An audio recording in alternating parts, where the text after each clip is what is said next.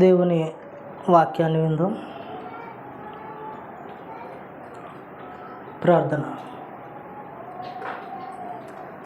గొప్ప దేవ, మమ్మల్ని కన్న తండ్రి, మీ నామానికి స్తోత్రములు దేవ తండ్రి. ఇంతవరకునైనా మీ సన్నిధిలో ప్రభువా, మీ ఆత్మ సహాయం వలన తండ్రి, ఆరాధన కార్యక్రమం ప్రారంభం నుండి ప్రభువా మీరు జరిగించినందుకు మీకు స్తోత్రములు తండ్రి. మిమ్మల్ని ప్రార్థించే అవకాశం ఇచ్చారు, పాడి స్తుతించే అవకాశం ఇచ్చారు, మీకు స్తోత్రములు తండ్రి. ప్రభువా, ఈ సమయంలో మీ వాక్యాన్ని మీరు మాతో మాట్లాడమని ప్రార్థిస్తున్నాము తండ్రి. నాయన, కేవలం తండ్రి మాట్లాడువాడను నేనైనప్పటికీ మాట మీది తండ్రి, స్వరము నాదైనప్పటికీ తండ్రి మాట్లాడేవారు మీరు ప్రభువా తండ్రి. మీ ఆత్మ సహాయాన్ని అనుగ్రహించండి తండ్రి. మీరే మాట్లాడి కావలసిన వాక్యంతో మా హృదయాలను ఆత్మీయంగా బలపరచమని, తృప్తిపరచమని వేడుకుంటూ యేసుక్రీస్తు వారి పేరటి ప్రార్థన అడిగి వేడుకొంచున్నాము తండ్రి. ఆమేన్. దేవుని సంగమా, మరి ఈరోజు క్రిస్మస్ దగ్గరకు వస్తుంది కనుక క్రిస్మస్ సందేశాన్ని విందాము, నేర్చుకుందామనే ఆలోచనతో మరి కొన్ని వారాలుగా చెప్పుకుంటున్న యేసేపు గారి చరిత్రను ఈ వారం వాయిదా వేసి క్రిస్మస్ గురించిన సందేశాన్ని తెలుసుకుందాం. ఈ సందేశానికి ముందుగానే ఒక టైటిల్ ఇస్తున్నాను. అంశం వచ్చేసి గొర్రెల కాపరులకు దేవుడు దేవదూత ద్వారా ప్రకటించిన రక్షణ సువార్త. ఈ అంశాన్ని గురించి మనము పరిశుద్ధ గ్రంథంలో నేర్చుకుందాం. గొర్రెల కాపరులకు దేవుడు దేవదూత ద్వారా ప్రకటించిన రక్షణ సువార్త. ఇది ఎప్పుడు జరిగింది, ఎక్కడ జరిగింది అంటే పరిశుద్ధ గ్రంథంలో మనకి ఈ గొర్రెల కాపరులను గురించిన ప్రస్తావన లూకా సువార్త 2వ అధ్యాయంలో మనకు కనబడుతుంది. ఇక్కడ యేసుక్రీస్తు వారి జనన కార్యక్రమంలో ఆయన పుట్టినప్పటి ఆ సందర్భం అంతా కూడా ఆ 2వ అధ్యాయం 1వ వచనం నుండి 20వ వచనం వరకు ఈరోజు మన ధ్యానం ఉంటుంది.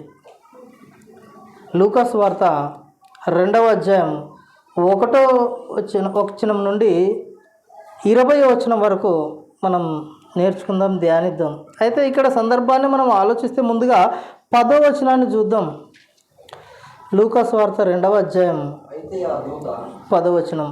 అయితే ఆ దూత భయపడకుడి చాలని. ఎవరితో చెప్తున్నారు ఇక్కడ? అయితే ఆ దూత భయపడకుడి అని చెప్తుంది. భయపడే విషయం ఏం జరిగింది అక్కడ? భయపడాల్సిన పరిస్థితి ఏం ఏర్పడింది? ఎందుకు భయం వేసింది వాళ్ళకు? ఎందుకు వారు భయపడుతున్నారు? ఏం జరిగింది అక్కడని మనం ఆలోచిస్తే ఈ సందర్భాన్ని ఇప్పుడు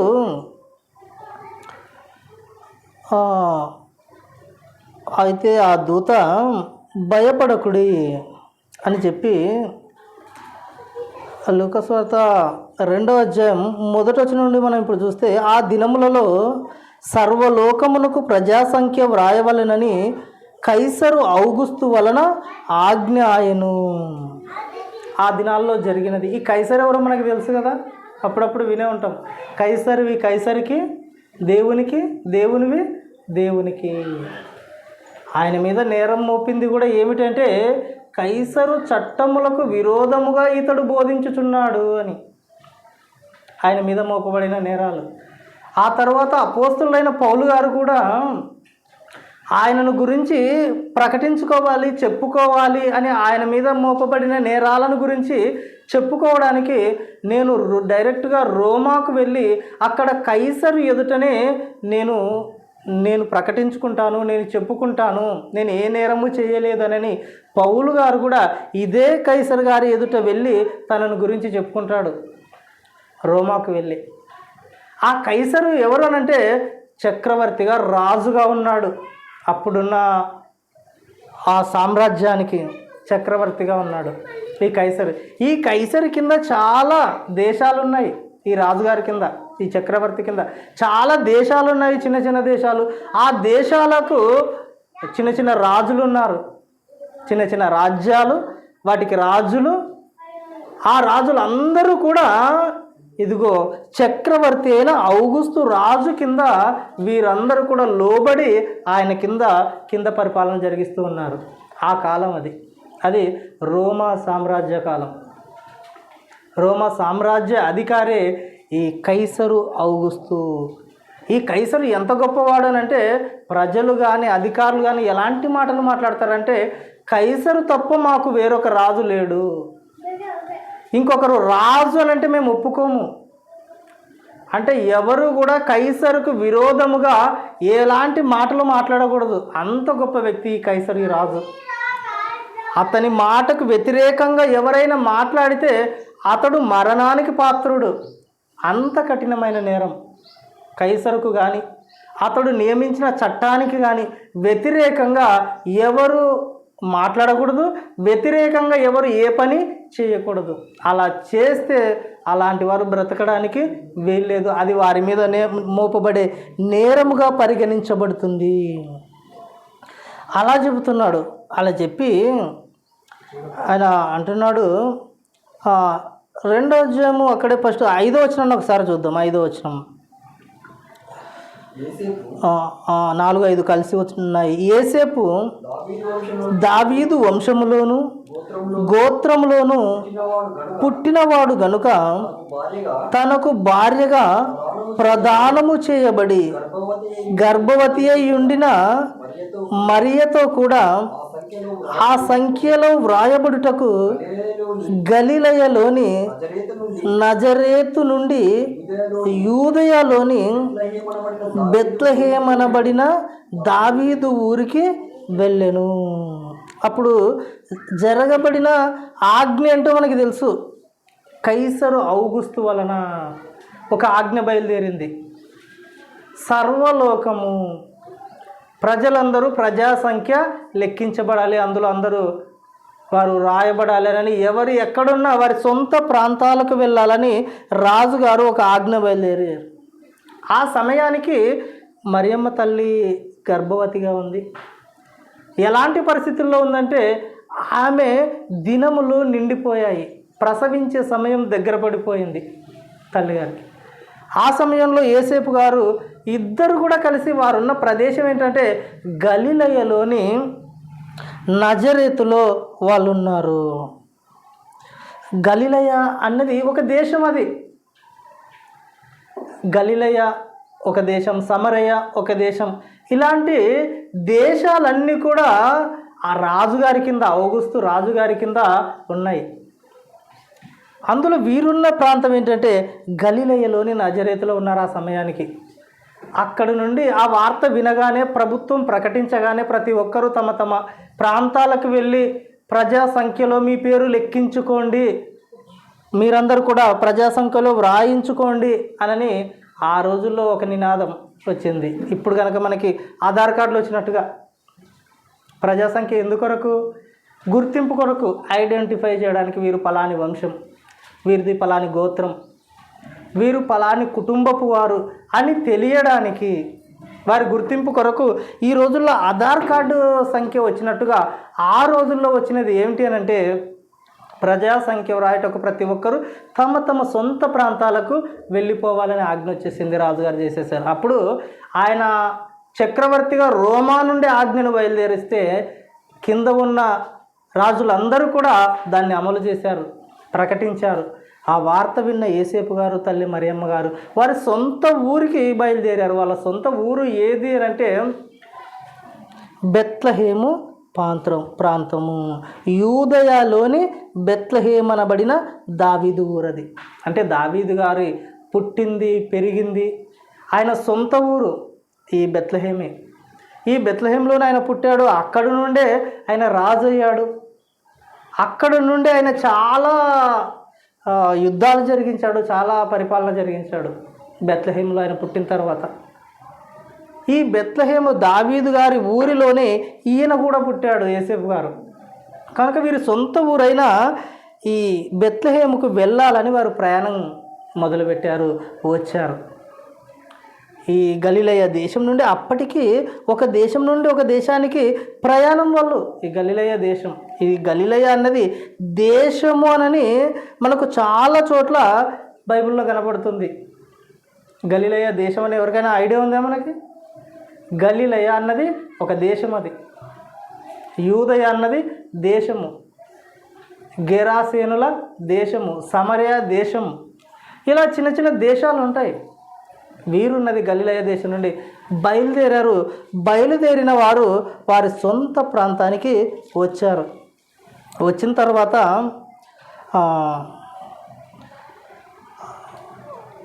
గలిలయ నుండి నజరేతుకు వచ్చిన తర్వాత ఆమె ప్రసవిస్తూ ఉంది.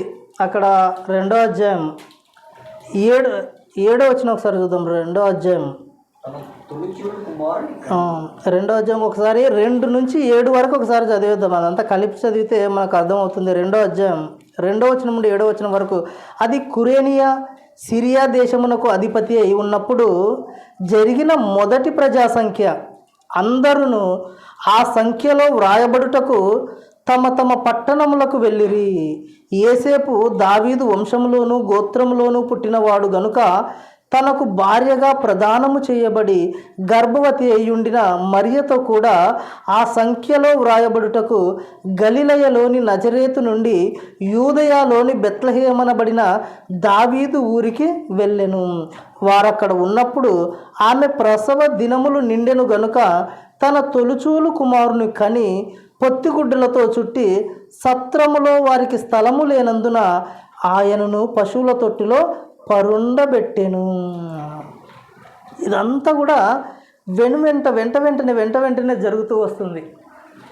ఇద్దరు వచ్చారు. వచ్చిన తర్వాత ఒక సత్రములో స్థలము లేనందున పశువుల తొట్టిలో ఒక గుడ్డ చుట్టి, పొత్తిగుడ్డ చుట్టి ఆయనకు ప్రభువుకు ఆ పశువుల తొట్టిలో పరుండబెట్టారు. ఆ రోజే ఆ తల్లి ఆయనను ప్రసవించింది. యేసు ప్రభు ఆ రోజే పుట్టాడు. పుట్టిన అదే రోజు పరలోకము నుండి ఒక దూత బయలుదేరింది. ఆయన భూమి మీద జన్మించాడు. జన్మించిన వెంటనే అదే సమయంలోనే పరలోకం నుండి ఒక దూత బయలుదేరి గొర్రెల కాపర్లకు దర్శనమిచ్చింది, కనబడింది. గొర్రెలకు కాపర్లకు కనబడి మాట్లాడుతుంది. ఎక్కడ మాట్లాడుతుందంటే అదే యూదయ దేశంలోనే. పెద్ద దూరం ఏం కనపడదు మనం చదివినప్పుడు. ఈ గొర్రెల కాపర్లు ఉండే ఈ ప్రాంతం కానీ, యేసు ప్రభు వారిని ప్రసవించిన ఆ ప్రాంతం కానీ చాలా దగ్గరగా, ఇంచుమించు ఒక రోజులోనే వెళ్ళిపోయి తిరిగి వచ్చేంత దూరంలోనే ఆమె యేసు ప్రభు వారికి జన్మనిచ్చింది. గొర్రెల కాపర్లకు దేవదూత పరలోకం నుండి అదే రోజు ప్రత్యక్షమైంది. అదే సమయాన ఈయన ఇక్కడ ఇలా జన్మించగానే, భూమి మీద ఆయన అడుగు పెట్టగానే పరలోకం నుండి దూత బయలుదేరింది. బయలుదేరి 8వ వచనంలో మాట్లాడుతున్నప్పుడు ఆ దేశం, ఏ దేశము? యూదయలోని బెత్లెహేము. ఆ దేశంలో కొందరు గొర్రెల కాపరులు పొలంలో ఉండి రాత్రి వేళ తమ మందను కాచుకొని చుండగా ప్రభు దూత వారి యొద్దకు వచ్చి నిలిచెను. ప్రభు మహిమ వారి చుట్టూ ప్రకాశించినందున వారు మిక్కిలి భయపడిరి. అప్పుడు ఏం జరిగిందట? చాలు వీరందరూ కూడా గొర్రెల కాపర్లు. గొర్రెల కాపర్ల పని ఏంటో మనకు తెలుసు. పగలంతా గొర్రెలను వాళ్ళు కాచి పొలాల్లో తిరిగి చివరికి ఒక చోటుకు వచ్చి ఒక పొలంలో ఆ గొర్రెలన్నింటినీ ఆపి అక్కడ వారు రాత్రిపూట సగం మంది నిద్రపోతే సగం మంది ఆ గొర్రెలను రాత్రి కూడా కాస్తూ ఉండాలి. ఎందుకంటే రాత్రిపూట కూడా దొంగలు వచ్చి వాటిని ఎత్తుకొని వెళ్ళకూడదని కాపర్లు కొందరు మెలకుగా ఉంటారు, కొందరు నిద్రపోతారు. అలా మెలకుగా కొందరున్న ఆ సమయంలో ఒక దూత అక్కడ వారికి ప్రత్యక్షమైంది. వారికి ప్రత్యక్షమయ్యి వారితో ఏమందంటే, మొట్టమొదటిగా వారి దూత వారి యొద్దకు వచ్చి నిలిచెను. ప్రభు మహిమ వారి చుట్టూ ప్రకాశించినందున వారు మిక్కిలి భయపడిరి. ప్రభు దూత వారి దగ్గరికి రాగానే ప్రభు మహిమ వచ్చేసిందంట అక్కడికి. ప్రభు మహిమ అంటే ఏంటి? ఆయన తేజస్సు, వెలుగు. ఇక దేవుని వెలుగు, మనం చూసే వెలుగు ఒకటి కాదు. అది పౌర్ణమి రోజైనా, చంద్రుడు, నిండు చంద్రుడు పౌర్ణమి రోజు వెలుతురునిచ్చిన ఆ వెలుతురు వేరు. ఇదిగో ప్రభు మహిమ వచ్చే ఆ ప్రకాశమానమైన వెలుతురు వేరు. కనుక ఆ దూత వచ్చి వారి దగ్గర నిలిచేసరికి దేవుని మహిమట వారి చుట్టూ ప్రకాశించింది. ఒకవైపే కాదు, వారి చుట్టూ, ఆ మందలున్న వారి చుట్టూ కూడా మహాప్రకాశమైన ఒక గొప్ప వెలుతురు వారందరికీ కనిపించింది. ఎప్పుడు చూడనటువంటి వెలుతురు అది. అంత గొప్ప వెలుగు, ప్రకాశమానం కనిపించేసరికి వాళ్ళకు అప్పుడు భయం వేసింది. ఇదేంటి, ఎప్పుడు చూడలేదు ఇలాంటి వెలుగు, ఇంత ప్రకాశమానం, ఇంత గొప్ప వెలుగు, ఏమైపోయిందనని వారిలో ఒక రకమైన ఆశ్చర్యం, మరొక పక్క మరొక రకమైన భయం అన్నది వారి హృదయాల్లో మొదలైంది. అలా మొదలై వారు ఆశ్చర్యపోతూ భయపడుతుంటే అప్పుడు మెల్లగా ఈయన ఈ దేవదూత గారు మాట్లాడుతున్నారు. వాళ్ళతో ఏమని మాట్లాడుతున్నాడు? భయపడకుడి, భయపడకుడి. ఎందుకు అనంటే అప్పుడు మాట్లాడతాడు 10వ వచనంలో, అయితే ఆ దూత, భయపడకుడి, ఇదిగో ప్రజలందరికీ కలుగబోవు మహా సంతోషకరమైన సువార్తమానము నేను మీకు తెలియజేయుచున్నాను. ప్రజలందరికీ కలుగబోయే మహా సంతోషకరమైన సువార్తమానం. ఇది భయపడే సమయం కాదు. ఇది ఎలాంటి సమయం అని అంటే ప్రజలందరూ కూడా సంతోషించవలసిన సమయం. ప్రజలందరూ ఎలాంటి సంతోషం అంటే మహా సంతోషకరమైన సువార్తను నేను మీకు ప్రకటించబోతున్నాను. మీరు సంతోషించవలసిన వార్తను నేను తీసుకొని వచ్చాను, మీరు సంతోషించండి. అంటే ఈ శుభవార్త ఈరోజే. ఏంటి ఆ శుభవార్త అంటే, ఈరోజే రక్షకుడు మీ కొరకు పుట్టి ఉన్నాడు అంటాడు ఆయన. ఏంటా శుభవార్త, ఏంటా సంతోషించవలసిన విషయం అని అంటే ఆయన మాట్లాడతాడు 11వ వచనంలో, దావీదు పట్టణమందు నేడు రక్షకుడు మీ కొరకు పుట్టి ఉన్నాడు. ఈయన ప్రభు అయిన క్రీస్తు. దావీదు పట్టణమందు నేడు రక్షకుడు మీ కొరకు పుట్టి ఉన్నాడు. ఈరోజే పుట్టాడు. ఈరోజు మనకు నేడు అని అంటే మనకి ఈరోజు కాదు, కానీ ఆ రోజు గొర్రెల కాపర్లకు దర్శనమిచ్చినప్పుడు మాత్రం నేడు. ఏ రోజైతే, ఏ సమయంలో అయితే యేసు ప్రభు వారికి తల్లి మరియ జన్మనిచ్చిందో అదే రోజు, నేడు అదే రోజు గొర్రెల కాపర్లకు పరలోక రాజ్యం నుండి, పరలోకం నుండి వార్త బయలుదేరింది దూత ద్వారా. ఆ దూత ద్వారానే ప్రకటిస్తున్నాడు, నేడు రక్షకుడు మీ కొరకు పుట్టి ఉన్నాడు. ఆయన ఎక్కడంటే దావీదు పట్టణమందు మీ కొరకు పుట్టి ఉన్నాడు. ఈయన ప్రభు అయిన క్రీస్తు. ఈయన ప్రభు అయిన క్రీస్తు అని చెప్తున్నాడు. అంటే మీరు ఏమర్థం చేసుకోవాలంటే ఈయన మన ప్రభువు. పుట్టింది ఎవరు? సామాన్యమైన వ్యక్తి కాదు, మన రాజు. ఈయన ప్రభు అయిన క్రీస్తు. క్రీస్తు అని అంటే మెస్సియా అని అర్థం. అంటే ప్రవచనాలలో చెప్పబడిన మెస్సియా, అందరూ ఎదురు చూస్తున్న మెస్సియా, ఆ క్రీస్తు ఈయనే పుట్టేశాడు. ఈయన ఎంతో కాలంగా రాబోచున్నాడని ప్రవక్తల ద్వారా ప్రవచింపబడిన ఆయన ఈరోజే పుట్టాడు, నేడు పుట్టాడు. ఆయన ప్రభు అయిన క్రీస్తు అనని వారికి సువార్తను ప్రకటించడం జరిగింది. ప్రకటించగానే వారికి కొన్ని విషయాలు కూడా చెప్పింది. 12వ వచనం, దానికిదే మీ కానవాలు, ఒక శిశువు పొత్తి గుడ్డలతో చుట్టబడి ఒక తొట్టిలో పండుకొని ఉండుట మీరు చూచెదరని వారితో చెప్పాను. ఏంటంటే ఈరోజే పుట్టిన వాడిని మీరు గుర్తుపట్టగలరు. ఈరోజే పుట్టిన ఆ బాలుని మీరు గుర్తుపట్టగలరు. మీరు వెళ్ళగానే ఆయన పొత్తి గుడ్డలతో చుట్టబడి ఒక తొట్టిలో పరుండు పెట్టి ఉంటారు. మీరు వెళ్ళి ఆయనను చూడండి. ఈ వార్త మీకు అనుగ్రహించబడింది, దేవుని యొద్ద నుండి మీకు పంపబడింది అని ఈ దూత ఈ వార్తను వాళ్ళకి ప్రకటిస్తూ ఉంటే అప్పుడు ఏం జరిగిందంటే ఒక విచిత్రమైన సంఘటన అక్కడ జరిగింది. 13వ వచనంలో, వెంటనే పరలోక సైన్య సమూహము ఆ దూతతో కూడా ఉండి సర్వోన్నతమైన స్థలములలో దేవునికి మహిమయు ఆయనకిష్టులైన మనుషులకు భూమి మీద సమాధానమును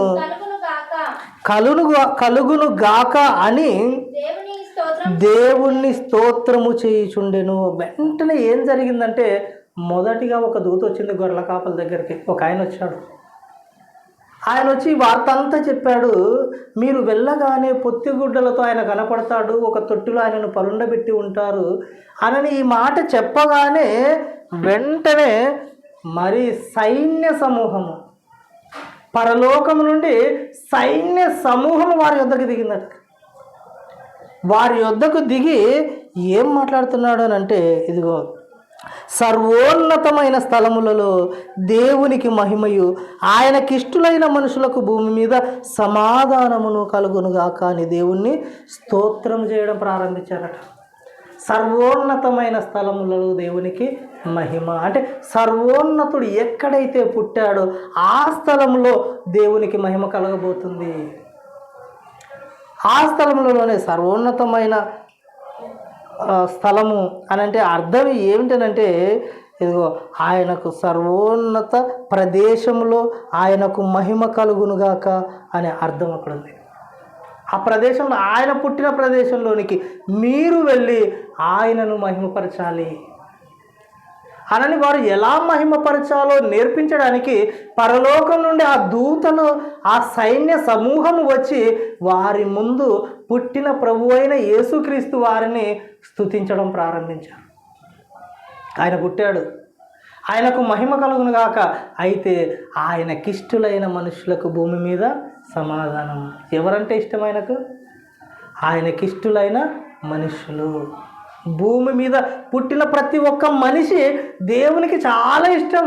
యేసుప్రభు వారికి ఎంత ఇష్టం అనంటే ఆ పేదవాడ ఉన్నవాడ ఇలాంటి వ్యత్యాసాలు దేవుడు చూడడు. ఆరోగ్యంతో ఉన్నాడా అనారోగ్యంతో ఉన్నాడా ఇలాంటి వ్యత్యాసాలు అస్సలే చూడడు ఆయన ప్రభువు. ఆయనకు మనిషి అయితే చాలు, చాలా ఇష్టం దేవునికి. మనిషి అయితే చాలు ఆయనకి. మనిషి నాకు ఇష్టమైన వాడు, నా వారు, నా మనుషులు, నాకు ఇష్టమైన వారు. ఎంత ఇష్టమనంటే ఆయనకు ఇదిగో పరలోకాన్ని వదిలేసి భూమి మీద సర్వోన్నతుడైన దేవుడు పసిబిడ్డగా పొత్తిగుడ్డులతో చుట్టబడి తొట్టిలో పరుండబెట్టారు ఆయనని. ఎంతటి వాడు, ఎంతటి ఆకారానికి వచ్చాడు చూడండి. ఆయన ఎంతటి వాడు, ఆకాశ మహాకాశములు పట్టనివాడు ఆయన యేసుప్రభు వారు. ఎంత గొప్ప దేవుడు. అలాంటి ఆయన పసిబాలుడుగా మారిపోయాడు. అలాంటి ఆయన పసిబిడ్డగా మారిపోయాడు దేవుడు. ఆ దేవుణ్ణి స్తుతించడానికి తండ్రి పరలోకము నుండి సైన్య సమూహములను పంపించాడు. వారికి వార్త అందింది. ఇదిగో నేడు రక్షకుడు మీ కొరకు పుట్టి ఉన్నాడు, ఈయన ప్రభు అయిన క్రీస్తు అనే వార్త ప్రకటింపబడింది. వారికి అర్థమైపోయింది రక్షకుడు పుట్టాడని. ఎదురు చూస్తున్న వారిలో వీరు కూడా ఒకరంటే ఎక్కడో గొర్రెలను కాచుకుంటున్నారు, ఎక్కడో పని చేసుకుంటున్నారు, ఎక్కడో అరణ్యాలలో అడవులలో బ్రతుకుతున్నారు అనుకునే వీరు కూడా ప్రభు అయిన క్రీస్తు కొరకు ఎదురు చూస్తున్నారు.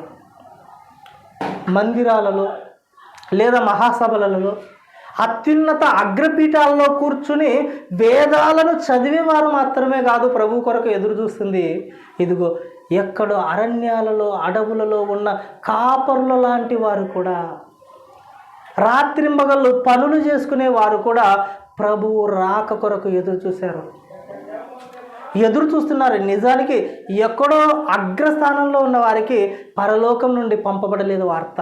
ఆయన పుట్టాడన్న వార్త నిజంగా అంతమందిలో వీరి ఆసక్తి ఎక్కువై ఉండొచ్చు. అంతమందిలో దేవుణ్ణి ప్రేమించే ఆ ప్రేమ వీరిలో ఎక్కువై ఉండొచ్చు. ఆయన కొరకు ఎదురు చూపులు. ఎందుకంటే అడవులలో అరణ్యాలలో ఉండే వారికి ఎల్లప్పుడూ వారి ఆధారం ఏంటి? దేవుడే మాకు ఆధారం, మమ్మల్ని కాపాడేవాడు, మమ్మల్ని రక్షించేవాడు, అనుక్షణం కంటికి రెప్పలా మమ్మల్ని కాచేవాడు దేవుడనని అనునిత్యం దేవుణ్ణి ఆరాధిస్తూ దేవుని మీద ఆధారపడే ఎంతోమంది బీదలైన వారు, పనులు చేసుకునేవారు దేవుని మీద ఆధారపడుతూ ఉంటారు. అలాంటి వారిలో కొందరే ఈ గొర్రెల కాపర్లు. అలాంటి వారికే ఈ ప్రత్యక్షత అన్నది జరిగింది. ఈ ప్రత్యక్షతలోని వారికి ప్రకటింపబడింది. ప్రకటింపబడిన వెంటనే ఏం జరిగిందంటే 14వ వచనంలో, 14వ వచనం, సర్వోన్నతమైన స్థలములో దేవునికి మహిమయు ఆయనకిష్టులైన మనుషులకు భూమి మీద సమాధానమును కలుగునుగాక అని దేవుణ్ణి స్తోత్రము చేయుచుండెను. అలా చేసి 15వ వచనంలో, ఆ దూతలు తమ యొద్ద నుండి పరలోకమునకు వెళ్ళిన తరువాత, ఆ గొర్రెల కాపరులు జరిగిన ఈ కార్యమును ప్రభువు మనకు తెలియజేయించి ఉన్నాడు, మనము బెత్లెహేము వరకు వెళ్ళి చూతము రండని ఒకనితో ఒకడు చెప్పుకొని. వీళ్ళకి అడ్రస్ చాలా క్లియర్గా చెప్పారు వాళ్ళు, వచ్చిన వాళ్ళు. ఎక్కడ? బెత్లెహేములో, యూదయ బెత్లెహేములోనే దావీదు గారు పుట్టిన అదే ఊరిలోనే, దావీదు ఊరిలోనే, దావీదు వంశములోనే ఆయన పుట్టాడు. నేడు రక్షకుడు పుట్టి ఉన్నాడు, ఈరోజు పుట్టాడు. ఆ వార్త ఈరోజే వెంటనే మీకు తెలియపరచబడింది అని చెప్పి వాళ్ళందరూ ఏం చేశారంటే, ఆ దూతలు 15వ వచనంలో, ఆ దూతలు తమ యొద్ద నుండి పరలోకమునకు వెళ్ళిన తరువాత, ఎక్కడి నుండి వచ్చారు వీళ్ళు? పరలోకం నుండి వచ్చారు ఈ వార్త చెప్పడానికి. లోకం నుండి దేవుడు తలుచుకుంటే ఒక మనిషితో కూడా చెప్పి పంపించగలడు. లేదనంటే ఎవరైనా గ్రంథాలను ఇదిగో చదివించి ఇందులో వ్రాయబడిన ప్రకారంగానే ఆయన ఎవరి ప్రేరేపణ ద్వారా అయినా చెప్పించగలడు. కానీ ఈ వార్తనట పరలోకం నుండి తీసుకుని వచ్చారు. ఒక దూత మొదట తీసుకొని వస్తే స్తుతించడానికి మాత్రం సైన్య సమూహాలు వచ్చారు. వారందరూ వచ్చి ఆ వార్తను వీరికి తెలియజేసి తిరిగి పరలోకమునకు వెళ్ళిపోయారు. వెళ్ళిపోయిన వెంటనే వీళ్ళు ఏం చేశారంటే, ఇక మనం వెళ్దాం పదండి ఇక అంటే, ఎంతో కాలంగా వీళ్ళు మాట్లాడుకుంటున్నారు, ఎన్నో రోజులుగా. మరి ఆలోచన ఏంటనంటే, నిజంగా వ్రాయబడిన ఆ మెస్సయ్య ఎప్పుడు వస్తాడో ఏమిటో, నిజంగా ఆయనను చూస్తే ఎలా ఉంటుందో, ఆయన ఎలా ఉంటాడో, ఈ లోకానికి రక్షకుడు, మన రక్షకుడు, మన దేవుడు ఎలా ఉంటాడో, ఆయన చూడనంతటి ఆకారం కలిగిన ఆయన చూడగలిగిన ఆకారంలోకి మన కళ్ళ ముందు వస్తే ఎలా ఉంటాడో ఒకసారి చూస్తే ఎలా ఉంటుందో, మన జీవితం ధన్యమైపోతుంది, మన జీవితాలు బాగుంటాయని ఎనలేని ప్రేమను ఆయన మీద పెంచుకుంటూ దేవుని కొరకు ఎదురు చూస్తూ కాలాన్ని గడిపిన వారు ఆ వార్త వినగానే వెంటనే వెళ్దాం పదండి ఇదిగో బెత్లెహేము వరకు వెళ్ళి చూతము రండని ఒకనితో ఒకడు చెప్పుకొనిరి. రండి మనం అందలన్నీ ఇక్కడ వదిలి మనమందరం కూడా అందరూ కూడుకున్నారట. ఆ దూతలు వెళ్ళిపోగానే కూడుకొని ఎవరో ఏదో చెప్పారనే అలాంటి ఉద్దేశం కాదు, అలాంటి ఉద్దేశం కాదు. అంటే వాళ్ళ ఆసక్తి కనబడుతుంది అందులో. ఎవరో వచ్చారు, ఏదో చెప్పారు, మనం ఎందుకు వెళ్ళాలి, మన మందలు ఏమైపోతాయి, మన గొర్రెల్ని ఎవరు కాస్తారు, వీటి పరిస్థితి ఏంటి, ఇలాంటి ఆలోచన లేదు. ప్రభువు కంటే ఇవి ఎక్కువ కాదు. ఆయనను స్తుతించడం అన్నది ప్రాముఖ్యం, ఆయనను స్తుతించడం అన్నది ముఖ్య ఉద్దేశమై ఉన్నది కనుక ముందుగా వెళ్ళి ఆయనను స్తుతిద్దాం రండి అని అందరూ గొర్రెల కాపరులు అందరూ కూడి అందరూ మాట్లాడుకున్నారు. వెంటనే వెళ్ళి చూతము రండి అని ఒకనితో ఒకడు మాట్లాడుకొనిరి. అలా మాట్లాడుకొని త్వరగా వెళ్ళి మరియను యోసేపును తొట్టిలో పండుకొని ఉన్న శిశువును చూచిరి. వారు చూచి ఈ శిశువును గూర్చి తమతో చెప్పబడిన మాటలు ప్రచురము చేసిరి. చాలండి. వాళ్ళు ఏం చేశారు? వాళ్ళకి అనుగ్రహింపబడిన ఆ వార్త ప్రకారంగా నమ్మిన వారు బయలుదేరి వచ్చి బెత్లెహేముకు చేరుకున్నారంటే ఇంచుమించు చాలా దగ్గరలో ఉన్నారు వాళ్ళు. దూరంలో ఉన్నవారు జ్ఞానులైతే తూర్పు దేశపు జ్ఞానులని వ్రాయబడింది. వారు వ్రాయబడిన ప్రకారంగా దూరంగా ఉన్నారు. వాళ్ళు ఇంచుమించు 2 సంవత్సరాల కాలం వాళ్ళకి పట్టేంత దూరంలో వాళ్ళు ఉన్నారు. కానీ గొర్రెల కాపరులు అయితే ఒక్క రోజులో వచ్చి ఆయనను స్తుతించేంత దగ్గరలో ఉన్నారు. వాళ్ళు అలా వచ్చారు, లోపలికి వచ్చి యేసేపు గారిని చూశారు. బెత్లెహేంకి వచ్చారు.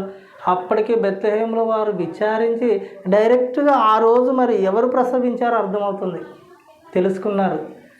యేసేపు గారిని చూశారు, మరియమ్మ గారిని, ఆ తల్లిని చూశారు. ఆ తల్లి గారిని చూసిన తర్వాత శిశువును వెంటనే చూసి ఏం చేశారంటే, అందరూ గుంపులు గుంపులు వస్తున్నారు. ఎక్కడి మీరు గొర్రెల కాపర్లు ఎక్కడి నుండి వచ్చారు, ఏమైంది, ఏంటి అంత వింత, ఏం జరిగిందని మాట్లాడుకుంటుంటే వీళ్ళు ప్రకటించడం ప్రారంభించారు. ఏం ప్రకటిస్తున్నారు? అక్కడ వచ్చిన దేవదూతలు ఏమైతే వీళ్ళకి చెప్పారో అదే విషయాన్ని ప్రకటించారు. ఇదిగో పరలోకము నుండి పంపబడ్డారు దేవదూతలు.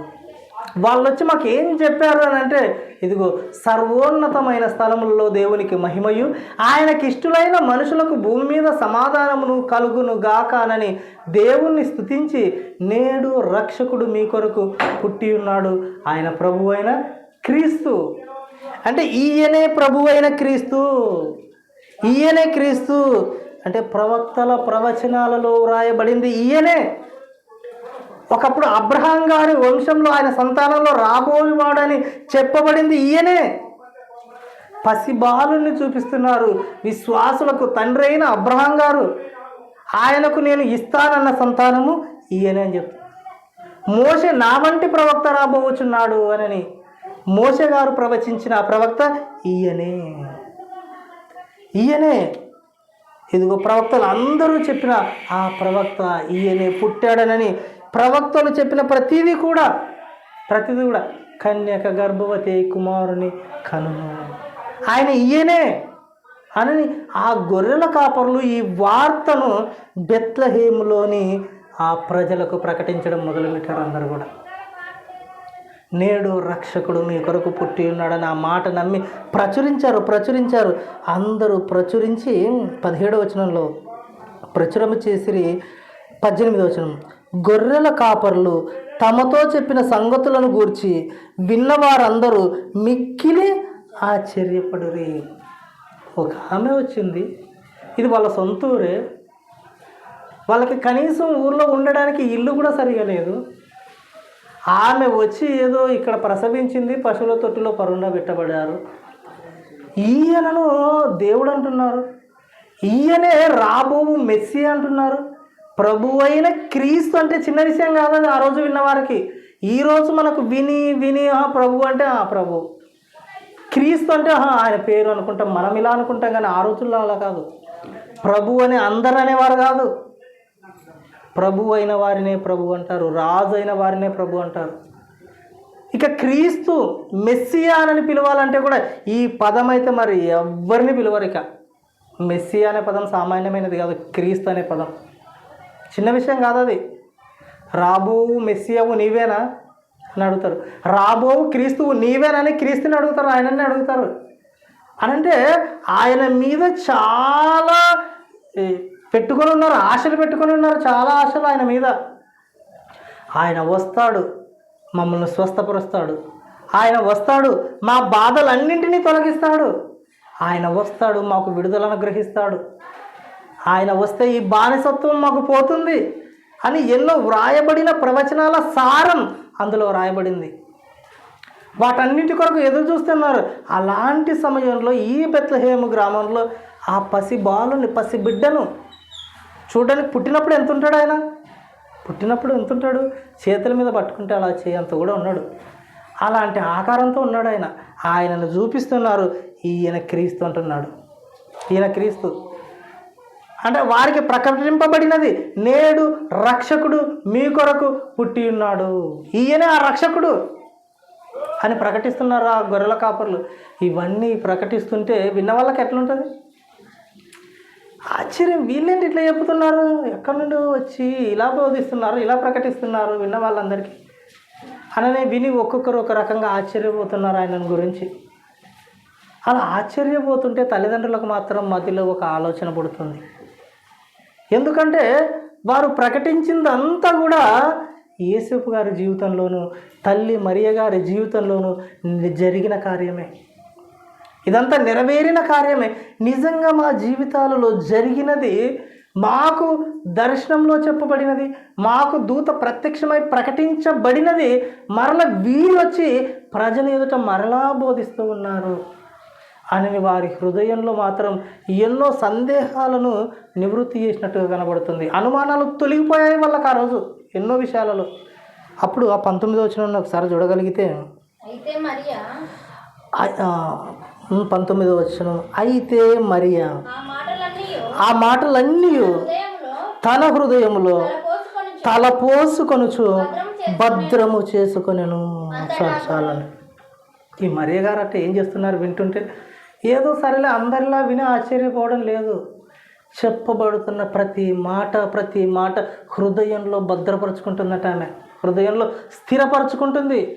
ఈ విషయాలు సామాన్యమైనవి కాదు, ఈయన సామాన్యమైన వాడు కాడు, రక్షకుడు. ఆమెకు కూడా ప్రకటింపబడింది, ఇదిగో ఆయన పుట్టి ఆయనకు యేసు అని పేరు పెట్టబడును, తన ప్రజలను వారి పాపముల నుండి ఆయనే రక్షించును గనుక ఆయనకు యేసు అని పేరు పెట్టబడును. ముందుగానే చెప్పబడిన అదే వార్త మరలి ఈ గొర్రెల కాపర్లు వచ్చి వీరికి చెప్తున్నారు. అక్కడున్న సమాజానికి అంతా ప్రచురం చేస్తున్నారు. ఇవన్నీ వింటూ ఉంటే ఆమెకు, ఆ తల్లి మరియా వింటుంది. అప్పటికి ఎలా ఉంది ఆమె? ఆ రోజే ప్రసవించింది ఆమె, ఆ రోజే ఆ బిడ్డకు జన్మనిచ్చింది.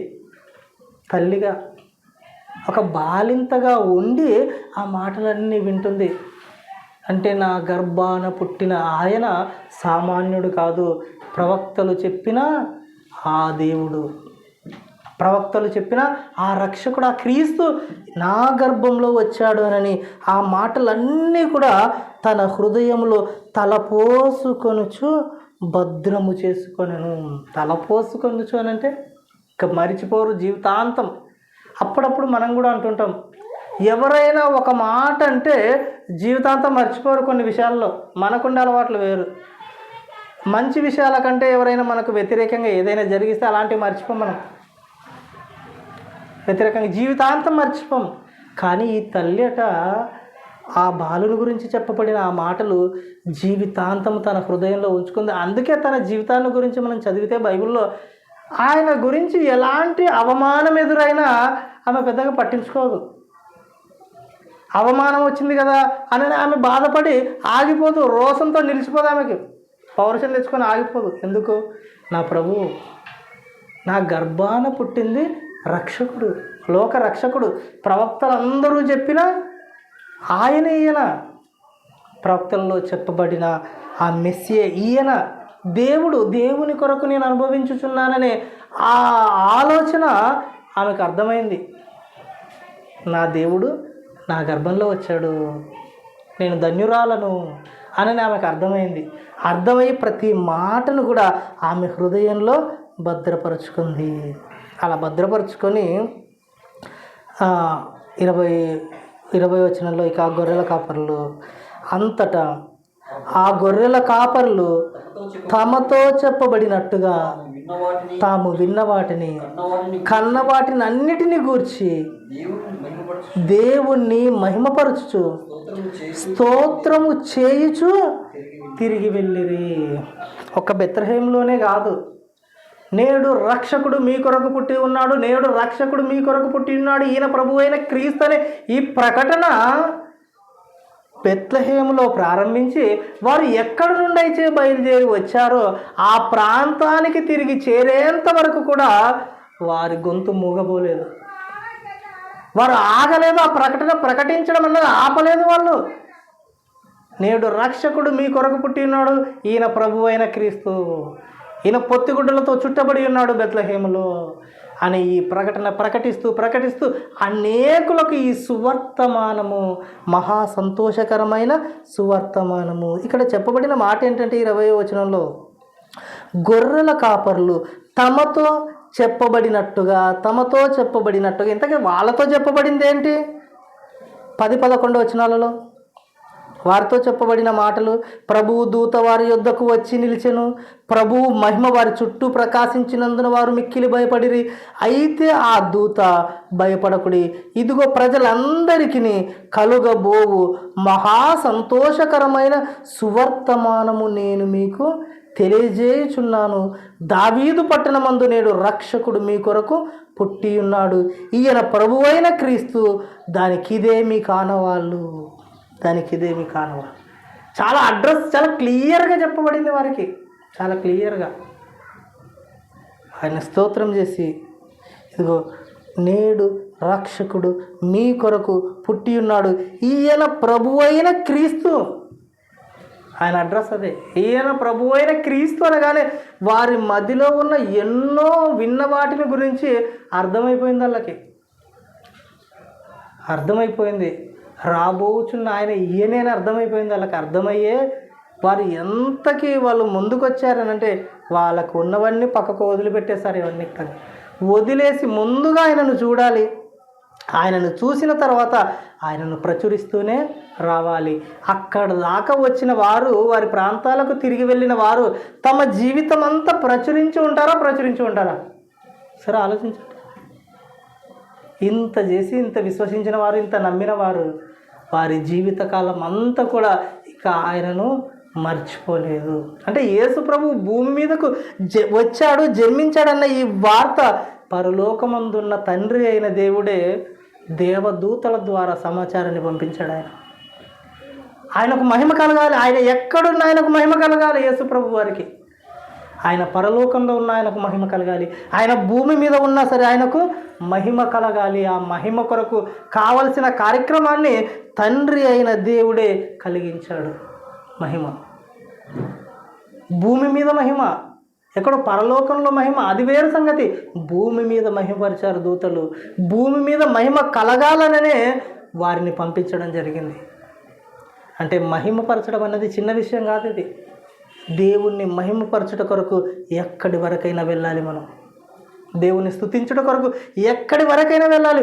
జీవితంలో అత్యంత ప్రాముఖ్యమైనది ఏదైనా ఉంది అని అంటే దేవుణ్ణి మహిమపరచడమే, దేవుని స్తుతించడమే, ఆయనను గురించి ప్రచురించడమే. ఇది చాలా చాలా ముఖ్యమైన విషయం. మన జీవితానికి చాలా అర్థవంతమైన విషయం ఇది. ప్రచురించారు ఆ రోజు వాళ్ళు, నేడు పుట్టాడు ఆయన అని. నేడు అదే రోజు జరిగింది. ఇదంతా వెనువెంట వెళ్ళిపోయారు. ఆ తర్వాత ఆయనను గురించి తెలుసుకున్న తర్వాత కూడా ఇవన్నీ కూడా మన జీవితాల్లో కూడా కనబడాలి. ఒకసారి మన జీవితాల్లో కూడా వీటన్నిటిని మనం ఆలోచిస్తే అక్కడ కనబడే ఆ సారం మహా సంతోషకరమైన సువర్తమానం. ఇది రక్షింపబడు వారికి దేవుని శక్తిది. ఆ దేవుని శక్తిని ప్రకటించకపోతే బంధించినట్టు అవుతుంది. కనుకనే ఈరోజు కూడా, ఆ రోజు నుండి కూడా ఈ బాధ్యత అప్పగింపబడుతూనే ఉంది దూతల ద్వారా. కాబట్టి నేడు రక్షకుడు మీ కొరకు పుట్టి ఉన్నాడు. అది క్రిస్మస్. ఆ రోజు క్రిస్మస్ అంటే క్రీస్తు పుట్టాడు అని, నేడే క్రీస్తు పుట్టినని. ఆ రోజు క్రిస్మస్ పండగ వాళ్ళు చేశారు. ఆ విధంగా చేశారు వాళ్ళు క్రిస్మస్ పండగ. ఇప్పుడు ఇంతవరకు మనం ఏం విన్నాం? వాళ్ళు రావడం, చూడటం, ప్రకటించటం, ఇవంతా కూడా ఏంటిది? క్రిస్మస్ పండగ. అయితే ఇప్పుడు మనకు క్రిస్మస్ కాదు, కానీ ఇప్పుడు మరలా ఆయన వెళ్ళిపోయాడు కనుక రెండవ రాకడ జరగబోతుంది. ఇప్పుడు మనము చేయవలసినది క్రిస్మస్ పండగ మాత్రమే కాదు, కానీ ఆ పండుగ చేసినా చేయకపోయినా రెండవ రాకడ కొరకు సిద్ధపడాలి. మరలా రాబోతున్నాడు ఆయన. మొదటిసారి వచ్చాడు, వెళ్ళిపోయాడు. ఇప్పుడు రెండోసారి రాబోతున్నాడు.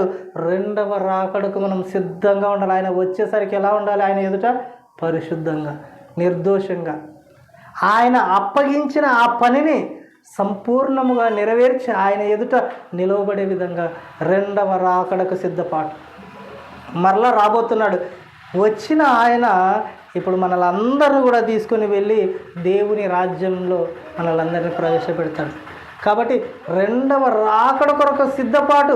ఈ రాకడలో ఎటువైపు మనం వెళ్ళిపోతున్నా రెండు గ్రూపులు ఉంటాయి. మరలా రెండవ రాకడలో రెండు గ్రూపులు ఉంటాయి కదా. వాటి గురించి ఎగ్జాంపుల్గా ఆయన ఉదాహరణగా ఆయన చెబుతూ గొర్రెలను మేకలను వేరుపరిచాడట. గొర్రెలను మేకలను వేరుపరిచి దాని అర్థం ఏం చెప్తాడంటే నీతిమంతులను అనీతిమంతులను వేరుపరిచి నీతిమంతులైన వారితో మాట్లాడుతున్న మాట.